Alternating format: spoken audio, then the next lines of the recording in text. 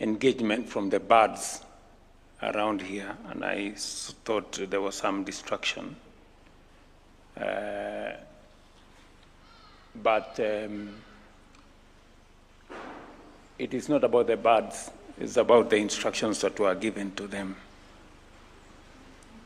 I think the person who instructed the birds did not give them the correct time. Ladies and gentlemen, the safety of our people on our roads remain a matter of grave national concern. Despite sustained interventions over the years, road accidents and the injuries and loss of life they occasion continue to exert a heavy and unacceptable toll on our nation. Kenya records more than 4,000 road fatalities annually. Last year alone, 5,009 deaths were reported on our roads, an increase, as was said by the Chief Justice, of 261 compared to the year 2024. These accidents and their ensuing fatalities and injuries cost our economy an equivalent of 5% of our GDP, translating to an estimated Kenya shillings 450 billion annually. During the 2025 festive season alone, 415 deaths were recorded. Just imagine, a 23% increase from the previous year.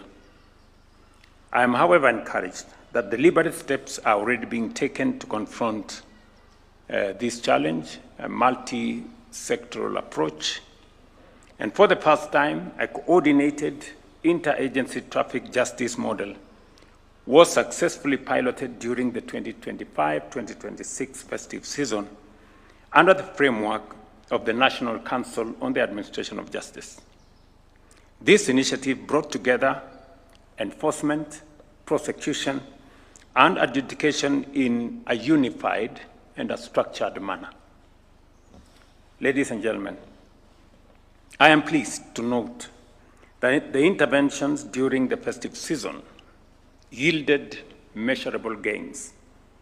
The deployment of 36 prosecutors, 40 officers from the Ethics and Anti-Corruption Commission, and 121 officers from the National Transport and Safety Authority significantly strengthened enforcement.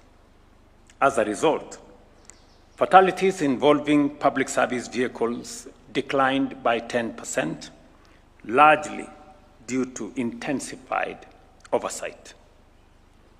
This initiative has therefore established a viable and replicable national model for managing traffic offenses. Even so, emerging risks demand our urgent attention. Accidents involving private vehicles have increased relative to public service vehicles, and so have nighttime crashes involving long-distance trucks. Additionally, border-related accidents continue to pose a persistent and serious threat on our roads.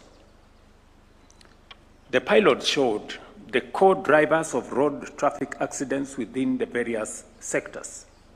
Within the justice sector, key factors include weak enforcement, inadequate highway patrols, bribery across enforcement chain, lenient penalties that fail to deter offenders, poor interagency coordination, and gaps in post-crash response. Other major contributors include reckless driving, speeding and drunk driving, poor driver training, widespread unlicensed riding, unroadworthy vehicles, counterfeit spare parts, unsafe road signs, the high vulnerability of pedestrians and motorcyclists. Economic pressures on PSV operators are also contributing to risky behavior. The pilot further exposed critical weaknesses within the justice chain, These include persistent corruption and roadside bribery, delays in investigations and prosecutions, weak evidence management systems, digital gaps, inconsistent fines, absence of traffic-specific sentencing guidelines, limited capacity of the workforce, funding constraints, and weak enforcement of notices to attend courts. Operational challenges were also evident. Virtual courts achieved only 25% success rate due to connectivity and power limitations.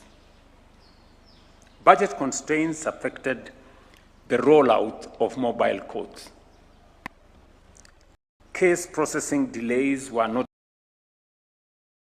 between arrest and registration at the Office of the Director of Public Prosecutions. In some instances, agencies continued to operate in silos while public compliance with traffic rules remained low.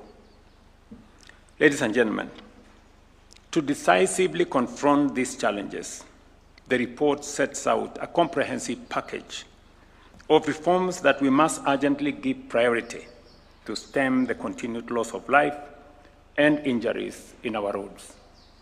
First, on legal and policy reform, the report proposes that we amend the Traffic Act to respond to emerging risks. Key measures include the introduction of instant fines and a demerit point system for driving licenses, the standardization of driver training and licensing, and the fast-tracking of the National Council of Administration of Justice Bill. I think that's what the Chief Justice was saying, that it's now time that we have the NCAJ with its own statute that would help us coordinate better the actions of the different actors in this space. Second, on digital transformation, the report recommends the establishment of an integrated e-transport and traffic case management system linking all relevant agencies.